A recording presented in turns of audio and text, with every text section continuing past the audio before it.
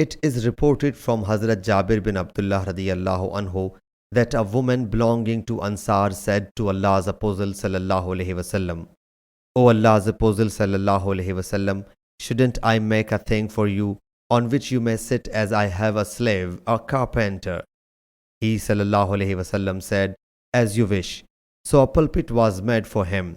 On Friday, when the Prophet sallallahu alaihi wasallam mounted the pulpit made for him, the date palm stem by which the Prophet sallallahu alaihi wasallam used to deliver sermon began to cry so much, so that it was about to burst.